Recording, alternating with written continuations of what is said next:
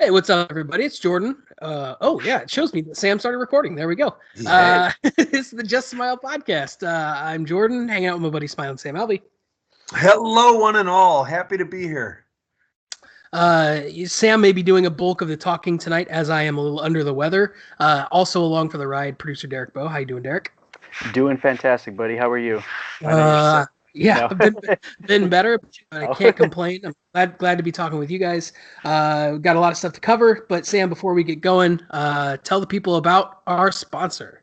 Perfect Tan. It is the greatest tanning facility in the entire world. Guaranteed. Promised from Smiling Sam himself. It's all over Southern California. The man who runs it is a jiu-jitsu wizard, and he has kicked me so hard before my arm hurts. My arm still hurts, and this happened years ago. So he's a fight fanatic, and his tanning facility has won Inland Empire, Southern California's best tanning company in the world, 3 or 4 years running now. He's just a fantastic guy. He runs a fantastic business.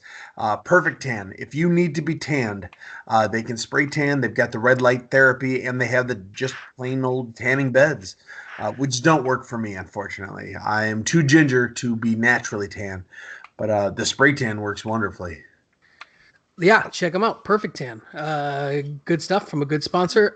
Sam, I guess the first thing we need to discuss is, since we didn't get to talk last week because of traveling and just schedules didn't line up, we need to talk about your fight in Australia. Yeah, let's talk about that fight. What a great fight it was, wasn't it? Well, it was an unfortunate stoppage, and I think everyone's kind of on board with that it wasn't my dogs are fighting. That it was an unfortunate stoppage.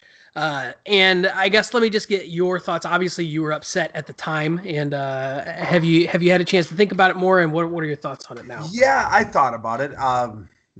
It's all I've been thinking about lately. So yeah, and Mark Goddard, what a character. Unfortunately, I got hit first. I did. It was great punch. I don't remember what I was trying to do in that moment, but it didn't work. What he was trying to do worked real well. I felt like I just got hit real hard, but bounced back up. I caught a head kick. I would like to point out my takedown percentage is still 100% in the UFC. I caught that head kick and got a takedown with it. He rolled out of it. He was doing a little ground and pound. I was trying to circle in. I was trying to grab a leg, and then the greatest ref in the world, Mark Goddard, stopped the fight. Even though my daggone thumbs were up, they were like. Yeah, I think watching it looked like he was close to jumping in after you got dropped and didn't, and so I was worried that he was going to jump in early when he started following up too, after you took him down off that caught kick too. But obviously with the benefit of replay and stuff, it's really easy to see that most of those shots weren't getting through. They were hitting your arms, you were defending yourself. So it is a bad stoppage. I mean, Dana White even said it was a bad stoppage, so it's a bummer on that front. But you're obviously, you got hit hard once, but you seem like you're doing pretty okay right now. I feel good. I'm back to practice, back to doing everything I normally would be doing. I don't know when the next one's going to be, but I'm working on it. We'll get there when we get there. Yeah. And I do like to point out my last fight against Nogueira. It was Mark Goddard again. He stopped it. How I feel that one was early as well. He stopped it, and I was in the middle of a takedown. I was rocked again. I got to stop getting rocked. I'll work on it. Maybe that's what I should. My game plan should have been quit getting hit in the face, Sam. So, hindsight's 2020. But backstage, I spent extra time talking to him. I said, "Listen, I'm a guy. I can get hit. I mean, you don't have to wait, but give me a chance to fight out of it." And he talked. He went on about it. And he was the one that said, just, you can communicate. The little thumbs up means it's okay. It's all. Yeah. And that was in over 50 and close to 60 professional fights. I have never once put my thumb up, but I put it up this time because I was on the ground trying to do what I was doing. And just put your hand up. You'll be good. He'll be all right. Yeah. So he said, somebody asked him about it. They're like, did you see his thumb was up? And he said, no, I didn't see it because I was watching. He said he was watching your head where he was punching, and he didn't see your thumb was up. So He bummer. wasn't punching my head though. Damn, that's what I was saying. A lot of those punches were hitting your arms, were they not? Because that's what I Yes, thought. like all of them. I think the first punch Yeah. hit my head, and then everything else hit my shoulder. I was defending. But- I was tucking. I was turning in. But yeah, as I've said, I have thought much about this fight. Yeah. And I'm very, very upset at myself for getting hit and Sure. trying not to be upset at Goddard. I'm sure it's a tough job and blah, blah, blah. It's I'm sure in that situation it's hard to take yourself out of it and look at it from a non-biased perspective, because it's a fight. You train for it and you obviously want to win, and it's a bummer when it ends like that. Yeah. In the last 4 months, Mark Goddard has cost me over $100,000. Eeks. Eeks. I'm trying not to say anything bad about the guy. Maybe I would have lost anyways. Maybe he didn't cost me anything. Maybe it would have been pounded out, but he sure didn't help me. That's a good way to look at it, I guess. if you want to wake up at night screaming. But you know what? It happens. Sam hopefully you'll get back in there soon, and you'll get to turn it around and get back on the winnings track. That is the plan, and I will be perfectly tanned as I do it. There you go. Perfectly tanned. All right, Derek, why don't you kick us into our first segment here? Fantastic. I'm going to explain it a little bit, guys, for first-time listeners. Segment 1 is which emoji. So it's a frown, a half grin, a smile, or a full grill, and you guys are also going to discuss why. First one, the first UFC card fully on ESPN. Sam, what did you think, man? I'm full grill. I'm a big fan. It was a good fight card. And it's a little unfortunate what happened to Kane so fast, but it's kind of what everyone thought would happen if Ngannou was going to win. It was going to be in the first 30 seconds. And it was. But then the rest of the card there were a lot of good fights. It was very entertaining. And Paul Felder, he was pretty impressive. I had picked Vic to win. But Felder, he just put on a schooling. Yeah, I agree. I think I'm full grill with that one too. I think it was a good card. It was a good one for them to finish. I think either way, it was a win-win for the UFC, because either Kane goes out there and looks like his old self, and you get this huge possible superstar in Kane coming back, or it solidifies Ngannou as this real fear in the heavyweight division, and that's what it did. So I'm with you. What do you think, Derek?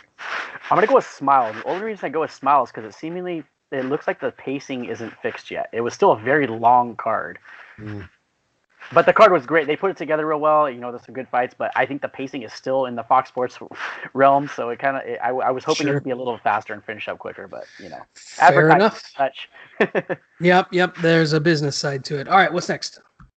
The second one, I only go with 2 questions because I don't want to kill your voice tonight, Jordan. Daniel Cormier's handling of his heavyweight title reign. Oh, and I appreciate that. Sam, what do you think of DC's heavyweight title reign? I'm just gonna go smile. Not a full grill, just a good old smile. Yeah, I love the WWE, the WWF before that. I love that, and he's handling it like that. I mean, he's calling his opponent. He's calling the WWE opponent, and that is who he's gonna stick to. I haven't heard what he said after Ngannou's win, but in my head, he's just going to get the mic and act like it didn't happen. Say, Brock Lesnar is still number 1 for me. And just try real hard to ignore Ngannou. Do you blame him?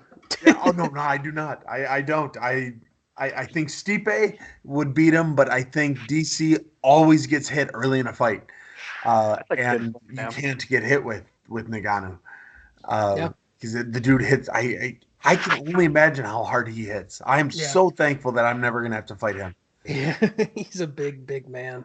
You know what? I'll give it full grill, man. I think DC has at this point earned his right to kind of handle it however he wants. I think outside of John Jones, DC is the best fighter that I've seen in my lifetime. So I think that he's kind of got the grace to do whatever he wants with. And where I don't really want to see him fight Brock Lesnar, because I don't think that would be a very competitive fight. I think that he's kind of earned the right to do whatever he wants to do. So I'll give it full grill. Derek, what do you think? Damn it, Jordan, you swayed me a little bit. I was going frown on this one, but now I'm going to go half grin only because you swayed me. I hate the way he's gone about wanting to fight Brock Lesnar. Like, literally nobody wants to see that fight from a competitive standpoint. But you're right. He has kind of earned it a little bit. So, yeah, I'll go half grin. Yeah, and plus DC's like one of those dudes that like you can't hate DC. He's just a nice dude. He's a great ambassador for the sport, and he's he's getting up there in age, so he probably doesn't have a lot of fights left. So hopefully he'll I know he kind of wants that money fight, and Lesnar's going to be the big money fight, but I get it. All right, what's our next segment? All right, segment 2, guys. It's the either or segment. Basically, I'm introducing 2 possible decisions, and you go with either or. First one, Vicente Luque versus Brian Barberena. Fight of the year thus far, or another fight? Oh man, that was a good fight, Sam. What'd you think? It might be fight of the year. It's early in the year, so it's easier to get that title. I mean, if you didn't think my fight was fight of the year, I guess their fight was okay. I'm hard pressed to think of a better one. Yeah, when you sent this through, Derek, I kind of looked up to see if there have been, because I couldn't think of off the top of my head any other fights that really stood out, as it's only mid-February right now. So yeah, I think Luque Barberena is going to be the watermark right now. I'm sure that something will come along and surpass it. It always does. Something crazy will happen, but right now, yeah, that one's sitting in the lead, the front seat. It's got to be the fight of the year so far. Is that what you think too? Gaethje has a fight coming up, doesn't he?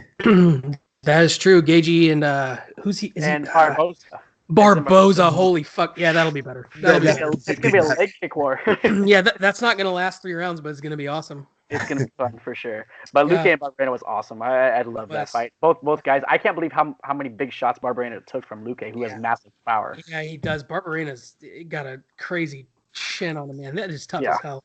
Yeah. All right, next one.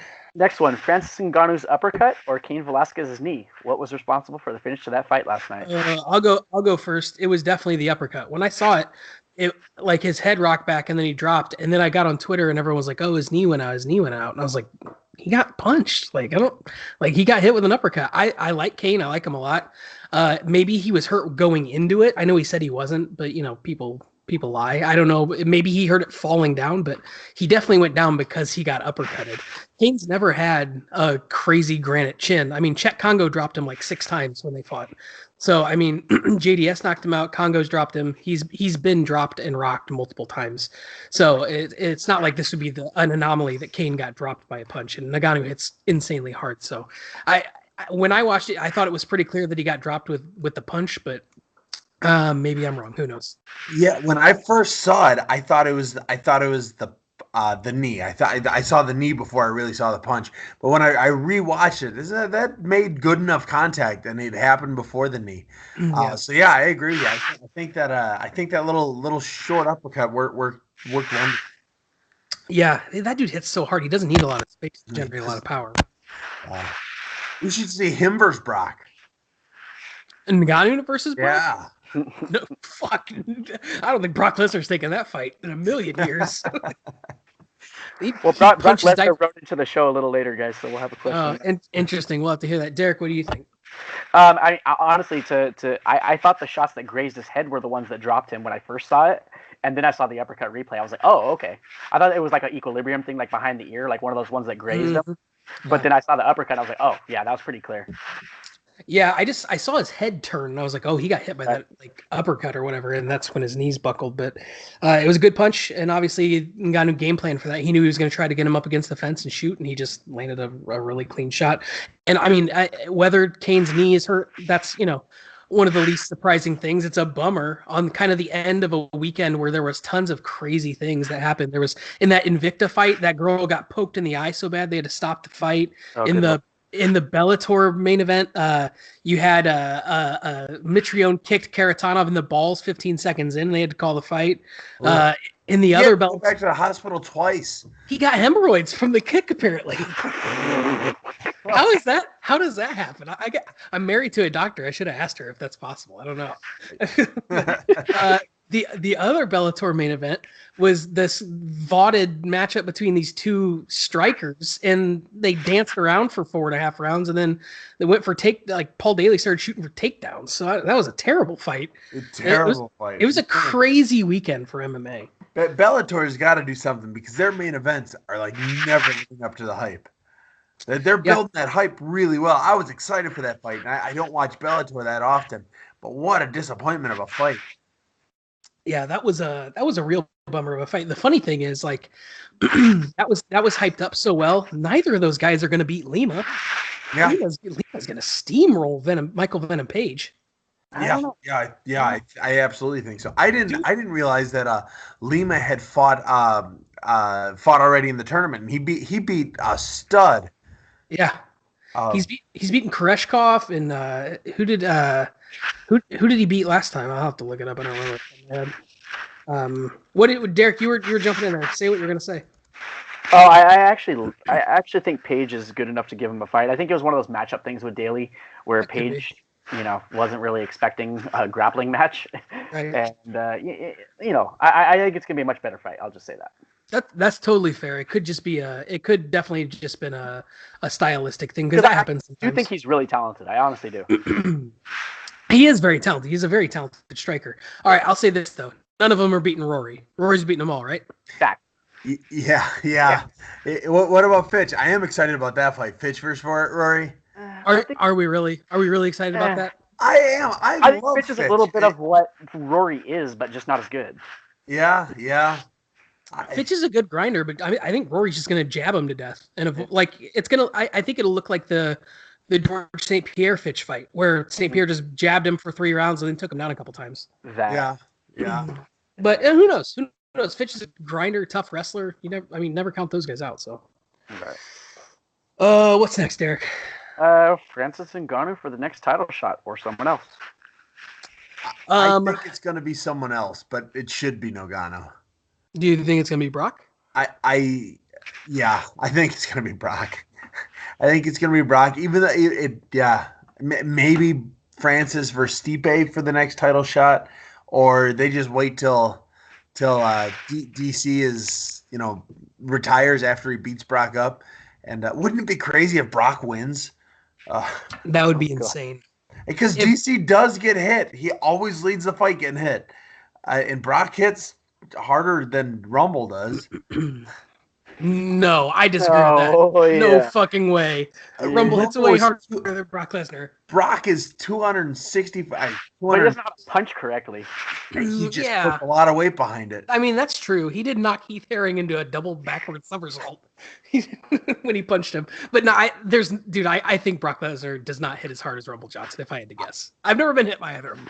Yeah, I'll bet you he does. Maybe not as. Have you seen Rumble now? Rumble might be bigger than Brock. He's a big boy. That's a lot of weight.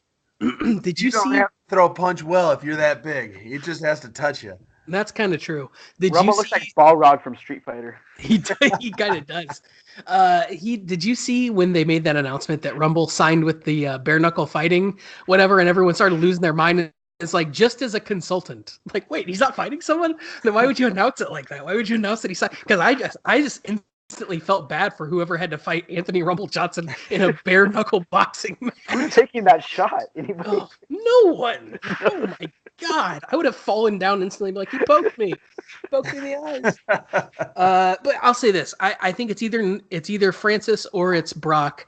I don't think they're going to give Stipe a rematch, even though I'm not going to say he deserves it because he got finished pretty quick. And I don't think a second fight would go much differently because I think DC's just a bad stylistic matchup for Stipe, even though he's much smaller. I think that there's no way they give, because Stipe is he's not really a huge household name. Right. And I think the heavyweight title, you want a big household name. So I think they're either going to go with Ngannou, who's always, you're going to have this big hype behind because he's this huge puncher. Anytime you have a huge knockout guy like that, or Brock Lesnar, who's the giant superstar. So it's going to be one of those two. I think actually it probably is going to be Lesnar, but it's not going to be Stipe. I'll say that. Derek, what do you think? Yeah, I think the UFC is going to give Daniel his payday. I really do. I feel increasingly more like that every day, as I think if Dana White was really keen on doing Ngannou, there's no better time to announce it than at that post-fight, and he didn't announce it. Yep. No, that's a good point. That's a very good point. What's next? All right, segment 3, guys. Fan questions. So, via the former champion who fought last night, my knee gave out. Why is everybody saying I got hit? His knee gave out so hard that he forgot he got hit. That must have been it. I think as crappy as it is, it's probably just easier to. And I don't want to question. Maybe his knee. Maybe it was a simultaneous thing. Maybe as he got hit, his knee went out, and he feels like the shot wasn't as bad as it was.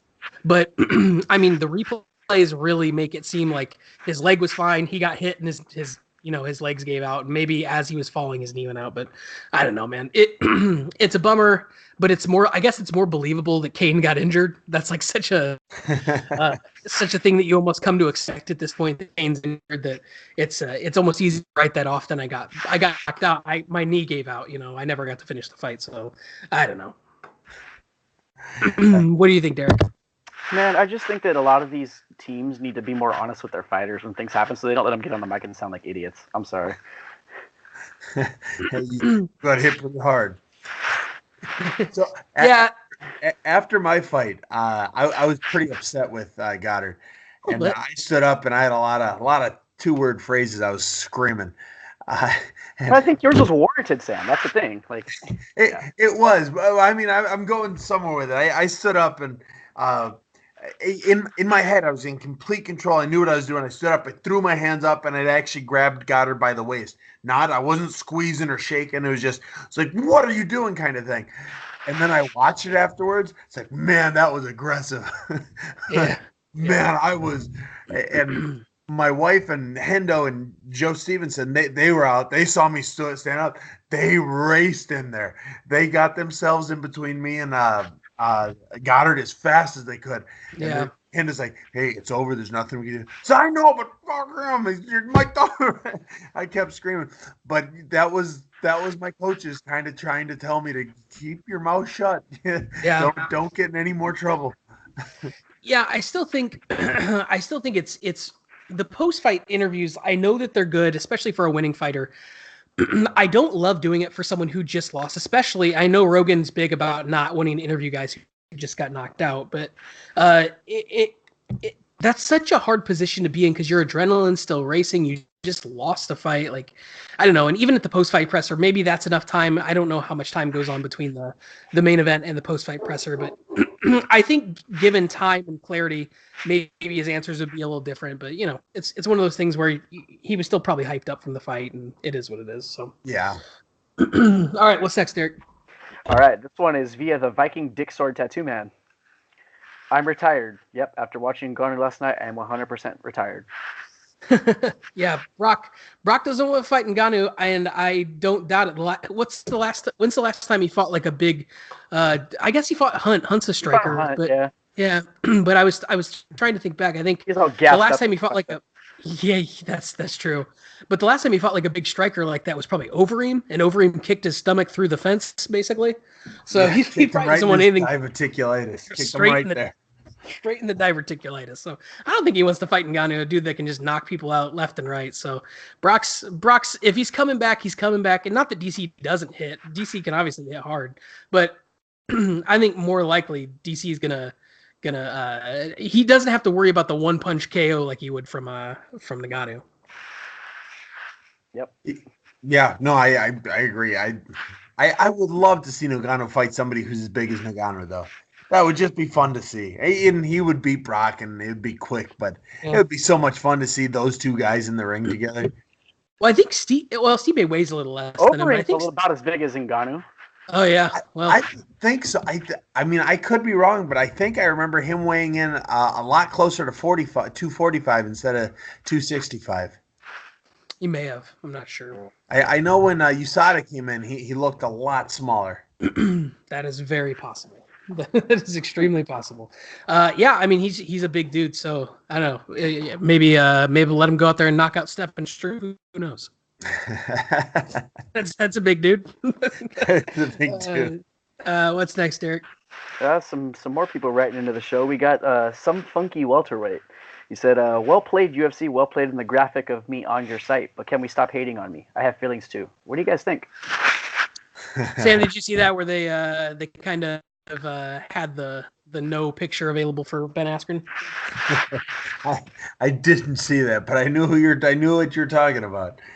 It was pretty good. What do you think? Is Askren going to is he going to race his way to a title fight here? No, because his teammate is the title holder. Well, Woodley's the title holder. I don't know what they're gonna do. I think they would like. I think they want him to drop to 55. I think he fights at. Although I'm in the minority. I don't think he's gonna beat Robbie. I could be wrong. Everyone's telling me I'm wrong, but I just don't think he's going to. I think his striking is too bad. His striking's awful. It is soft, yeah. But then you watch, he's going to go and knock Robbie out in like the first. But I could definitely see him being raced to a 155 title. They apparently don't want to give the Jiu-Jitsu King, what's his name, from LA, with the glasses, blue as ACL out. Ferguson. Yeah, Ferguson. They definitely don't want to give him a fight for some reason. They're going to give it to Cowboy. But I could see them really pushing Askren to cut to 55 for a real quick title fight. Yeah, that would be interesting. I would like to see that. The one fight I've always kind of wanted to see, and maybe they could do it in a catchweight, is Khabib versus Askren, just to see that wrestling match. Because I think that would be really interesting. But man, I think Askren's gonna ragdoll Robbie. I don't think the fight's gonna stay standing very long. I think as good of a wrestler as Robbie is, Askren is like another level wrestler. He's so good at non-traditional takedowns. He just gets dudes down from weird positions, and then his fights are boring. Don't get me wrong; they're not super fun to watch because he doesn't do a lot once he gets position. He just kind of holds you there and hits you enough to not get stood up. So I don't know, man. I think he's just gonna he's gonna unanimous decision Robbie, and then I don't know what they're gonna do about that. I know that in the past Woodley's also trained out in Florida too, so I don't know if he would do the type of thing where maybe he leaves Rufus and goes to train in Florida full time for it or what. Yeah, I couldn't imagine he does. The rumors are that Askren ragdolls Woodley every time they fight. Right? Oh, I'm sure he does. That's the rumors. So if that's true, Woodley wouldn't want the fight. Woodley can always fall back on saying, "Well, we're teammates. We shouldn't fight anyways." Right. But I think Robbie is too good a wrestler. He's not a great wrestler, but he's a good enough wrestler. He's a very good wrestler. Stop a takedown or two, and then he's just better than Askren everywhere else. That's true. Yeah, he's definitely a 1,000 times better striker. So yeah, if the fight's going to start standing every round, so Askren's in trouble for every second that it's on the V. Yeah. Derek, what do you think? What's Askren going to do in the welterweight division in the UFC? Well, I try to look back at how Johnny Hendricks wrestled Robbie, and Johnny Hendricks is a very good wrestler, but I don't think he's on Ben Askren's level. And I think Ben Askren, as you said, Jordan, he gets fights to the ground from weird angles. He does really good at turning the corner, and I think that he's going to do the same to Robbie, and I think that fight's not going to stay on the feet for very long. I think we're going to Askren. I think I'm going a third round submission. He could just wearing him out and wearing him down, and he. I mean, he's got the big thing with Askren is like we always wanted to see him against top level competition because he's ragdolling dudes that fight in, no offense, Bellator or one, and like you want to see guys that are top 10 dudes against a guy who's as good of a wrestler as Askren is. So it'll be interesting. It'll be interesting to see. I think when does the Lawler Askren fight? Is that next month? That's 235. 235. Okay. Yes. Cool. Yeah, I think I'm gonna go to it. I put in for tickets now, but I think I'm gonna go out to that fight. Nice. That'll be a good one. Yeah. That will be a good one. All right, Derek, what's next? All right, Sam, we're going to need some of your advice here, some smiling advice. So many fighters still haven't figured out how to handle their post-fight speeches. Care to offer some advice? What should they be trying to accomplish? Don't try to do anything. That adrenaline is racing. You're pumped up. You just won. Don't try to do anything. Just honestly, whatever comes out, you just go with it and do it loudly and proudly.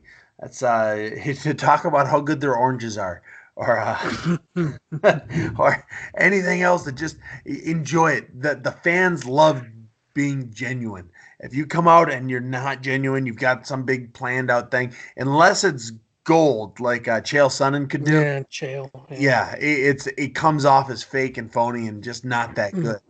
But you come out and just be genuine. Whatever comes out, comes out. You don't have to be you just proved you're the toughest man on the earth. You don't need to go out and keep trying to prove you're the toughest guy on the earth.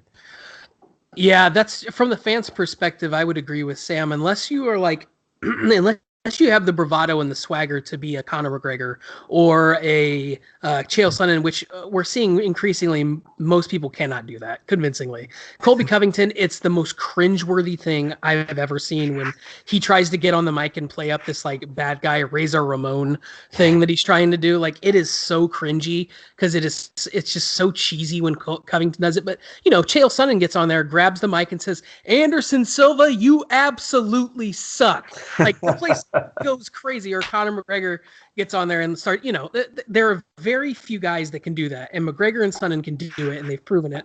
And DC is kind of the same way, but he doesn't go about it as I don't want to say bad guy-ish, but like the way that DC gets on the mic after fights is really, really good too. So like there are a couple guys who have the personality and the swagger to be able to pull it off.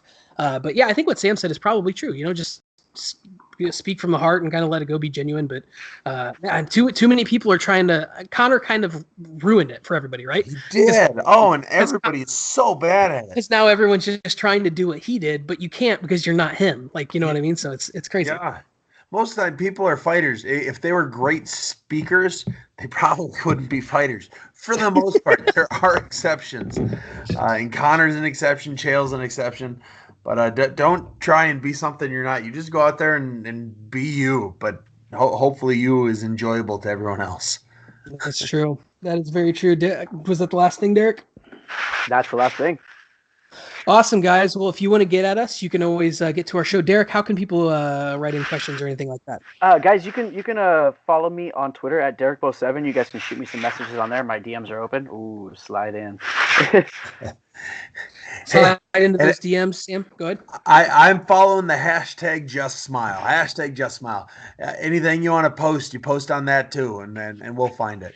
Yep. Hopefully not anything, but anything. And we may get some weird ones, Sam. Dick pic. I'm not just smiling at that. Foot pic. Dick pics.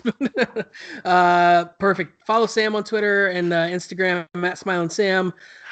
Sam, hopefully you'll get some fight news soon. Maybe we'll get back in there because I know you're kind of itching to get back in. But all right, we'll be back next week and we'll recap some more stuff for you guys. Sam, until then, keep riding with low, my friends. We'll see you in a week.